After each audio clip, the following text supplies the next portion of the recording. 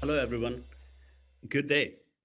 So today we are going to talk about how we make troubleshooting easier with Splunk Observability and how AI actually helps us make it faster. With that, a part of this content is talking about the future roadmap, and that roadmap is subject to change. So that's the forward-looking statement for you all. And who we are. So my name is Tapan Shah.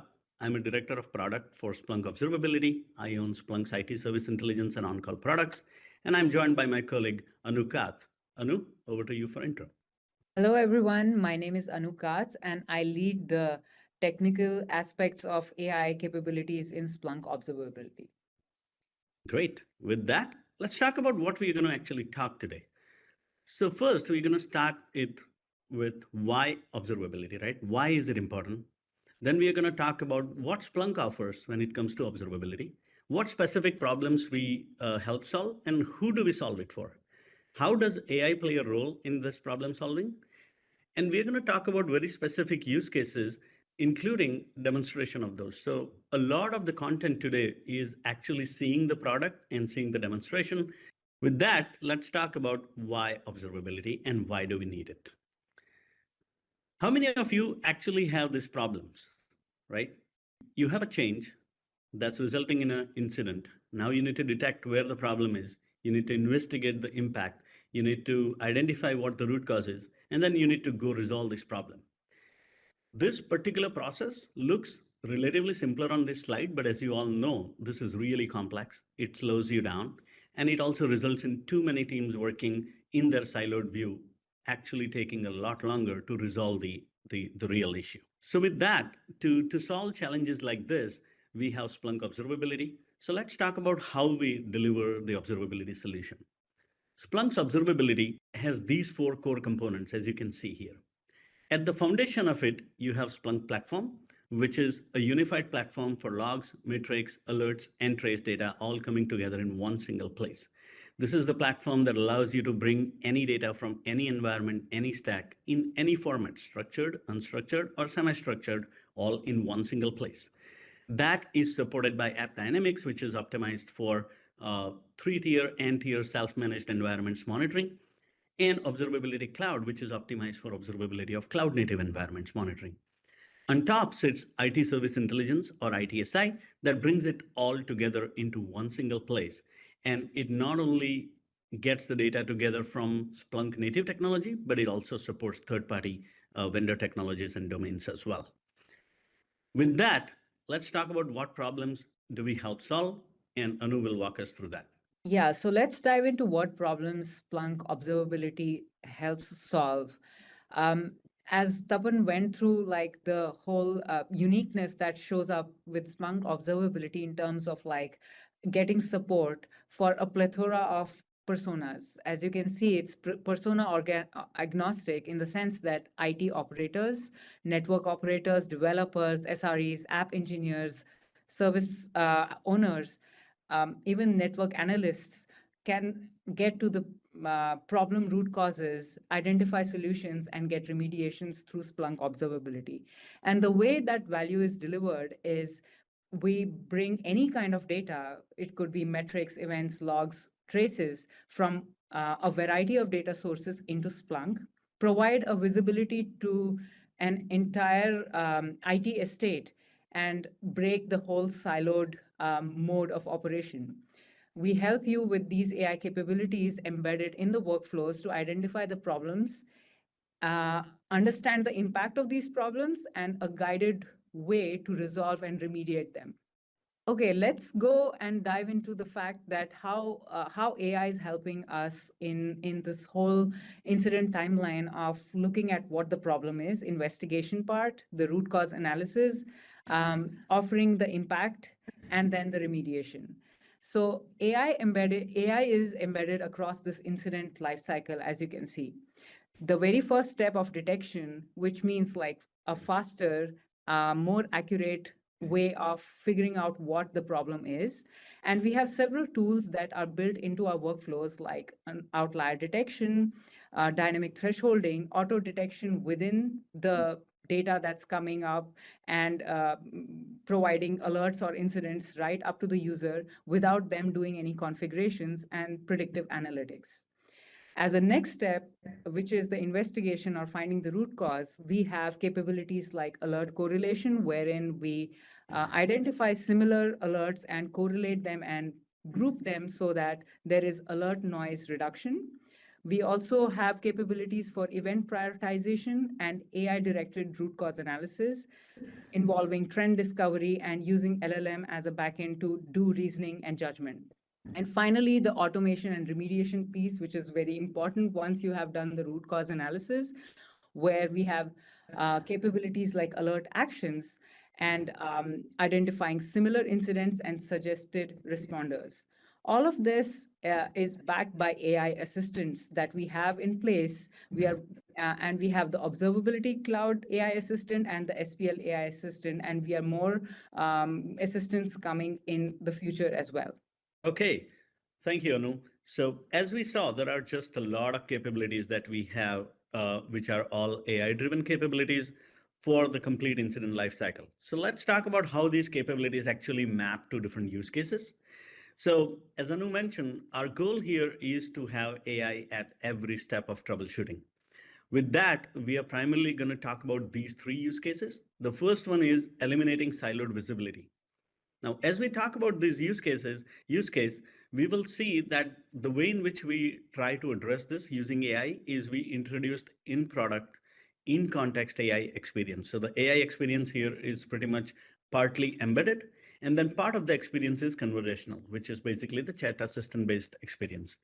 Next, for the second use case, which is more about finding signals from noise and finding it quickly, that's also pretty much an embedded AI experience, but it's done through the capability that we call it as Event IQ, which is nothing but an AI-driven alert grouping mechanics, which do not require any manual rule creations, and it has an ability to suggest fields based on the incoming alert metadata. Last but not the least is finding the root cause, because that's what the IT teams mainly care about. And that's where we are going to introduce how we move from an embedded or foundational AI experience to the agentic AI experience, where the troubleshooting agents are just talking to each other regardless of the product components that you use across the Splunk observability. With that, let's dig into these use cases. So let's go with the first use case of eliminating siloed visibility. So what exactly does this mean, right? So you do have, I'm pretty sure there are so many of you who face these challenges where, hey, I have too many tools. For every domain, I have one particular tool. My teams are kind of having siloed visibility on. Nobody has this end-to-end big picture view. And when it comes to identifying a problem and trying to identify the root cause, it results into a finger pointing exercise. That's exactly what we're going to talk about now and how we help solve it. So we are going to talk about here a specific persona, in this case, who is an IT analyst. And their responsibility is to ensure that their tier one or business critical applications are always available and their customer experience is not degraded. Now, what's their big challenge? So, especially this is a particular example related to the retail organization where if payments fail, right, that pretty much results into dissatisfying the customers. And that actually has a direct dollar revenue impact. So this particular persona is incentivized to identify these problems and then help resolve them faster.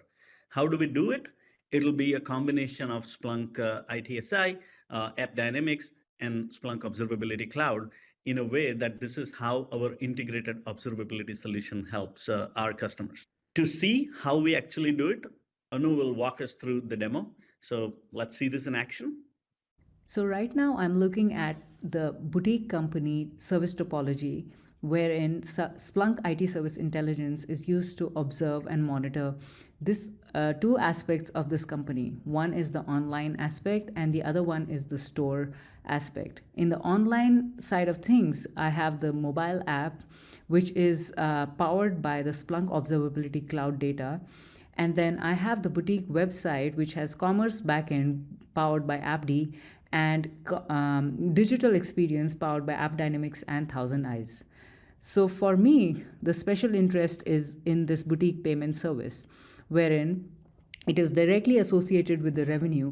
So I would like to see why that got degraded. I can see that Splunk Observability Cloud metric, which is powering this KPI here in ITSI, is degraded. Looking further, I see that this particular entity got degraded, and let's look at how the drill down for that into Splunk Observability Cloud APM dashboard shows up. So here is the service map where I see that the payment service looks like is closer to the root cause here. I see that it's degraded, and I see that the map from the another service, which is the front end, is showing a latency towards this checkout service, and then there is issues from checkout service to the payment service.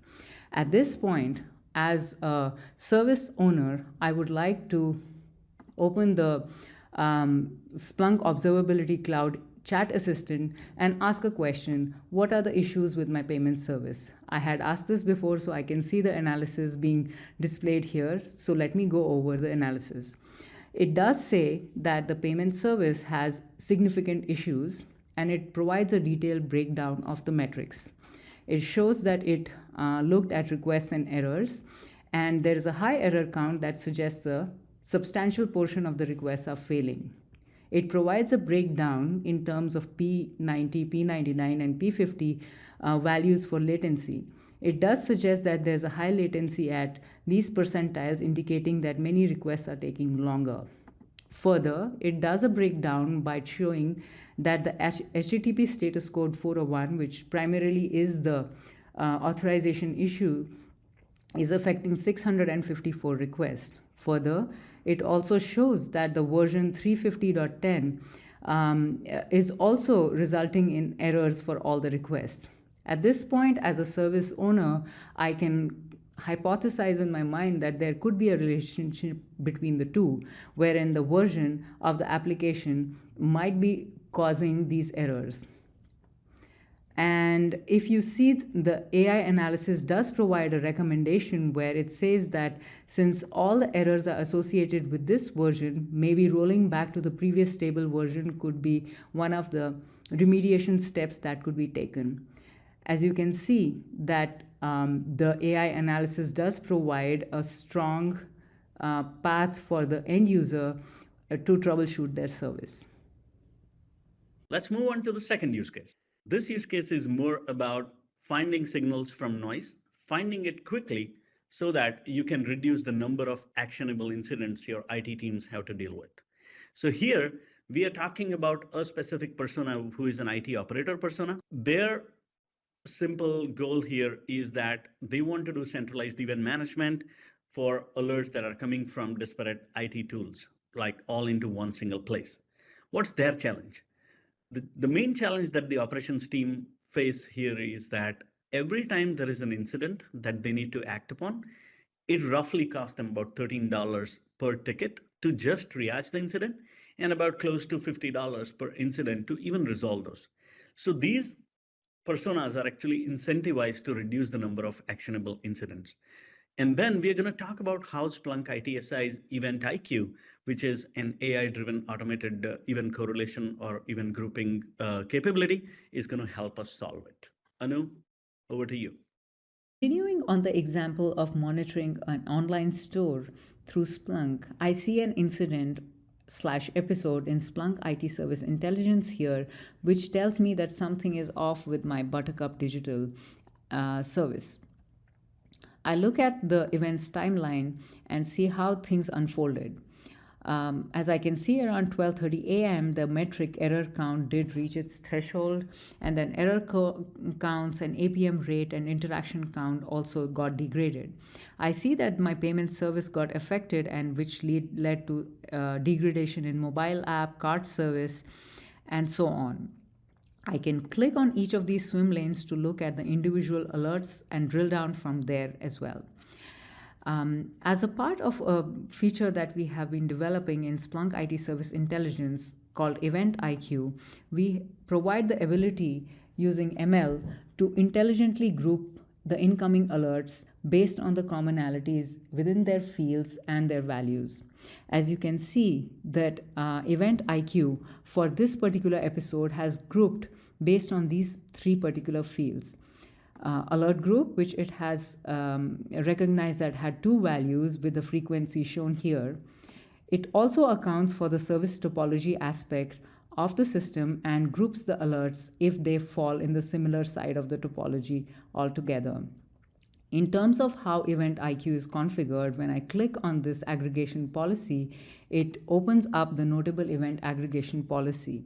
As you can see that we have the Event IQ enabled on this, and looking further, I can see that the ML algorithm looked through the various fields and their values across all the alerts, and it decided to rank a certain subset of fields, which is the 4 fields shown here.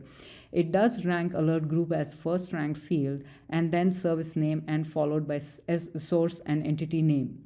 The user does have the ability to switch ranks and fine-tune this settings and even add more fields and then preview the results of grouping in the UI. This way, the ML algorithm does, under the hood, take away all the pain of manual configuration of the policy for grouping, and it does that in the background for the end user to just look at the impact directly in the episode analyzer. How was it? I think that was pretty good because for those of you who have dealt with event correlations before this, you know how much of a manual effort that has been. But now, with just a click of a button, you are able to enable Event IQ, and then it's going to make your life simpler for things like deduplication or correlations by source or correlations by alarm types and so on and so forth. So with that, let's move on to our next use case, which is all about finding the root cause, because this is where the real money is. Yes, I've grouped all these problems together. What exactly is the root cause? So let's talk about how we help solve this challenge. The biggest problem that we hear our customers facing is that when identifying the root cause, the biggest thing here is that who helps them do this context stitching and data correlation across different domains and across different data types. So let's talk about a specific persona here who is nothing but an application owner who actually owns the development and operations of services which are supporting a retail company's web store. Their main challenge is that when a customer cannot reach a retail portal or they cannot search a specific product that they want in the catalog, every time they want to purchase products and this experience is degraded, it costs them close to $1 million per hour. So these folks are heavily incentivized to decrease the time it takes to find where the problem is and identify the root cause. Now, this is where, as I mentioned earlier, we are going to talk about how our futuristic agentic AI approach is going to help us drive this AI directed troubleshooting where the users are not really mining for data to identify where the problems is and find the root cause, but they actually get the issues that need attention bubbled up in front of them. So let's see this in action where we're going to see 2 specific elements for IT operators. ITSI's episode summarization, which is a capability that we have introduced as beta, how that is helping the IT operators, and how we are thinking about AI-directed troubleshooting as part of Observability Cloud for developer and application persona. Annu, over to you. How we can get the root cause analysis of incidents in Splunk observability using AI. I'm looking at an incident which is related to the inventory in my environment. As you can see that this incident or episode in Splunk IT Service Intelligence contains 36 different alerts which got grouped together. The Impact tab now also shows me an AI-generated analysis for this incident. It summarizes the incident that it's characterized by high response times in a service and elevated memory usage in another service. It points out the suspected root cause as inventory management overload, which indicates potentially due to an increase in the demand or inefficient processing, and a correlation between the inventory management response and the service shipping service memory. It also calls out that there could be a correlation between the CPU of one service and the memory aspect of another service.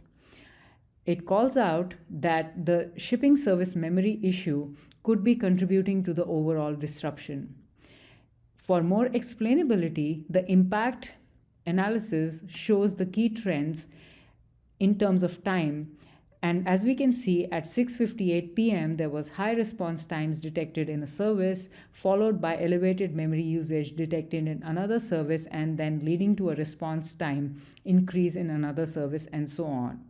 These impact trends are also powered by these evidence links so that the user can further drill down and understand things at a deeper level. We also show what aspects of the system were checked, what alerts or notable events contributed to this episode, what parts of the service topology were checked, and what issues were found. As you can see, that ITSI's episode summarization does give you a high level understanding of what services could be impacted. And in a situation where these services are actually microservices that are powered by or deployed on a Kubernetes environment in Splunk Observability Cloud, we can further drill down into the root causes using the Splunk Observability Cloud's AI capabilities. As you might have seen in the keynote, we have a forward-looking view, which I'm sharing here now, which shows the incidents that need attention. It also bubbles the incidents that have been auto-resolved. As you can see, I can click on the incidents that need attention and further look at each of those incidents, and there I see a summary of the incident and the aspects of it that need attention. I see the evidence timeline and then a root cause analysis tab, which lists down all the suspected root causes, and followed by the remediation steps that could be taken in order to resolve the issue. How was it? I know it was a lot of future, but as you saw, there's a lot of promising results that we are seeing, which is just going to make your life simpler. Anu, that was awesome. Thank you. So with that, let's talk about where we are headed in future. For all that we talked about so far, I want to just summarize this in terms of what's our approach to machine learning and AI. As you saw, most of our capabilities around the problem detection, problem prediction, correlation, and diagnosis or investigation are focused a lot more towards machine and deep learning. I mean, this is where a lot of AI and machine learning is used under the hood, but the experience that is presented to the customers pretty much hides that complexity. From there, we are moving more towards the use of generative AI, where the skill set of the users or skill set of the operators does not matter, because we want everyone to be an expert when it comes to dealing with operations, where AI is just a means to achieve something. User skill set should not come into the way of using this capability. With that, we are completely thinking about reimagining observability via agentic AI. And we don't need to go through all these capabilities in detail, but what you can see is if you were to envision an incident lifecycle within your organization, there are different stages: onboarding, detection of problems, faster investigation, and the remediation of problems. So for each of these stages of an incident lifecycle, we are beefing up a lot of capabilities which are going to be AI driven. And we are not just stopping there. So AI is not just here pretty much a backend service, but we are also reimagining the whole experience, which could be an AI native experience as the users are dealing with that. You would have seen a lot of this in the conf keynote demos as well by now. Now, beyond using AI for observability capability, we are also thinking of observing the AI applications and AI services itself, which includes monitoring the AI services, monitoring application performance that are using AI services before and after. Before they use the AI service, what was the performance? After it, what's the performance? Monitoring the infrastructure, monitoring the LLMs and the performance of that. So there's a lot that's coming in that area as well. So with that, I'm going to pass it on again to Anu, who is going to walk us through like what's really under the hood technologically, how all these things work. Anu, over to you. Thanks, Tapan. Yeah, so let's look at what are these individual components under the hood that basically drive these end-to-end workflows in observability. As Tapan mentioned, that we are striving towards agent-to-agent architecture, and this is one example where an agent could be a AI agent within the manager of manager, that is Splunk ITSI, and another agent which lives in Splunk Observability Cloud. I could come up with an example where you see a root cause analysis summary of an incident within ITSI, which tells you that, hey, there's a problem with this application, and that application happens to be monitored via the Kubernetes infrastructure, and it's a microservice observed via Splunk Observability Cloud. In that scenario, the agent within ITSI has to pass on that context to the OLI agent or observability agent in order to give an end-to-end experience to the user. So if you look at the building blocks under the hood, there is a UI or REST interface that comes directly to this main decision-making hub that we call the orchestrator. The orchestrator makes the decision on how to route this request within the rest of the subsystem. It can make a call to an LLM directly if it doesn't know what path to take for LLM to suggest a path. And in scenarios where there are known workflows, it could just like decide the path for the rest of the subsystem to follow dynamically or statically, in which case it could employ certain agents. As an example, it could have a Kubernetes agent which has domain specific understanding of Kubernetes environment and could then call certain tools to reach conclusions like detect anomalies or find time series analysis of a certain metric and so on.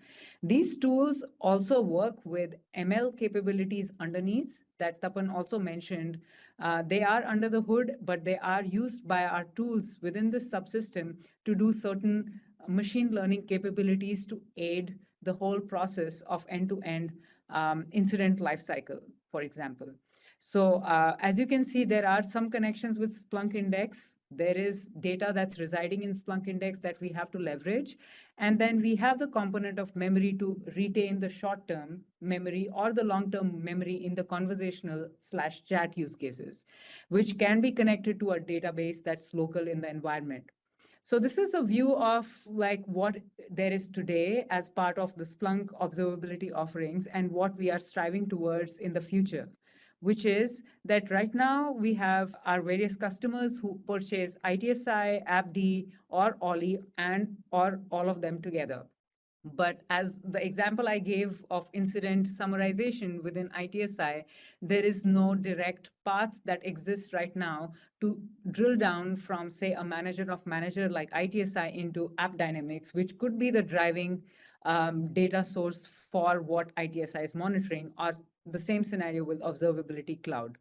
So what we are building upon right now is an agent-to-agent communication under the hood so that the end user gets not like a unified experience and there is no siloed experiences at all, which means we are going to leverage MCP servers. We use MCP protocol to connect to various internal and external servers and use that as a mechanism to connect to various domain specific capabilities in order to provide a unified experience to our end users. Thank you, Anu. So I think with that, I mean, you saw that what we are planning to deliver, we saw where we are heading in the future.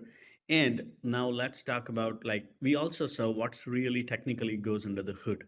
Now let's talk about why Splunk observability, right? And what makes us unique. As you saw, there is an extensive embedded AI experience that basically gives you the complete business visibility, like a view of your end-to-end IT ecosystem. It helps you detect the problems earlier and makes your investigation, root cause analysis, and resolution faster. And last but not the least, it just gives you better control of your data and costs. So it kind of guides you with how much data you really need to make your operations efficient, and then it helps you manage the cost of that data as well. With that, we thank you very much.